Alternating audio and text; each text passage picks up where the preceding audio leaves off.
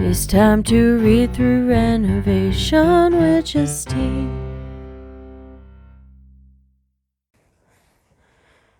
Beyond the Pond.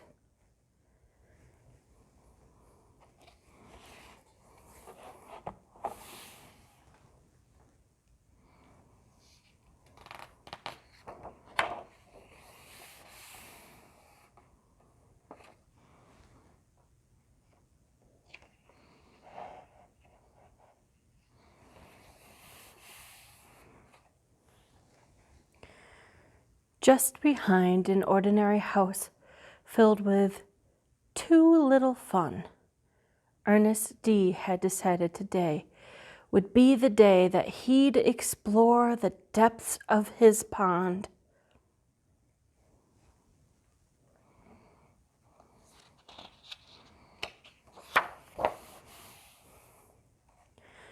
So he tried sticking a stick and dipping a hook and sinking a stone, but nothing touched.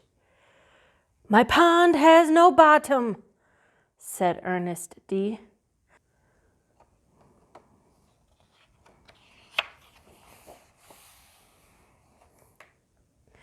"My pond goes on forever. I've always wanted to explore a pond with no bottom. Oh, how exceptional!"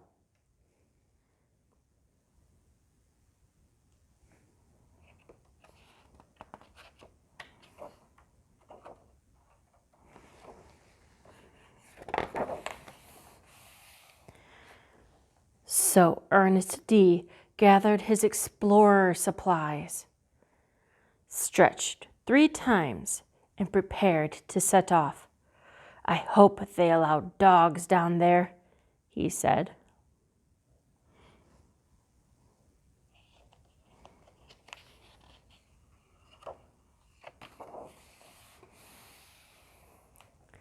And with that, Ernest D. dove down between the fishies and the frogs, past the squid and sharks and shapeless things, into his pond forever deep.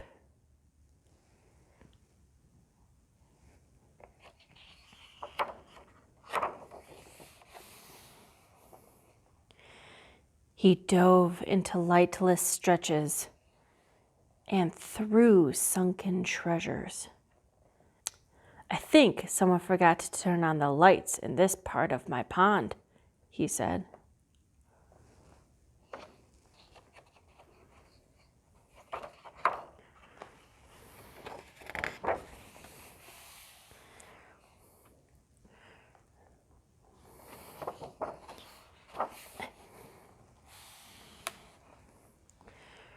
Ernest D. dove further into his pond than anyone had ever gone before, until, at last, he came up on the other side.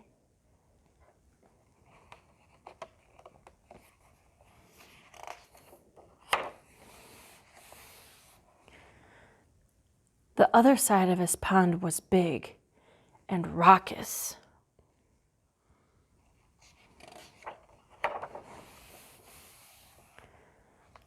It was oh so tiny, oh so tall, and every shape in between.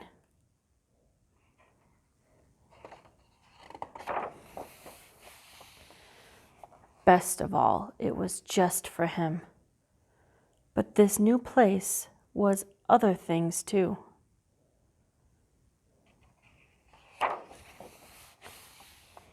It was ghoulish and ghastly.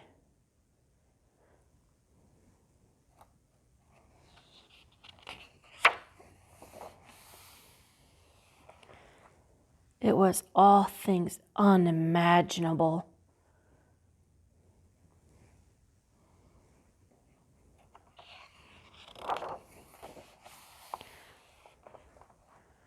But Ernest D. was the bravest of explorers. He battled and brawled until the moon ducked low.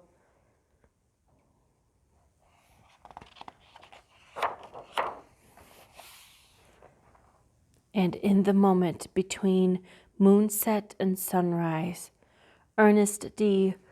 looked upon the endlessness of his newly discovered land. All this was hiding in a pond, said Ernest D. How exceptional!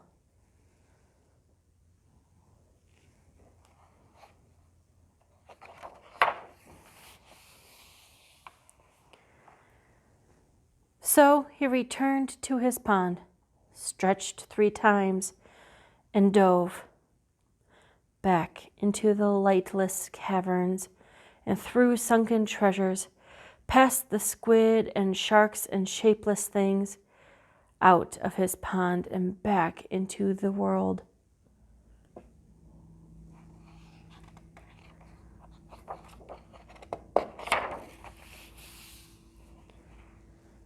But the world wasn't quite as he'd left it. His house seemed a little less small, and his town looked a little less ordinary. Beyond every street and silent corner was a place unexplored. Exceptional, said Ernest D.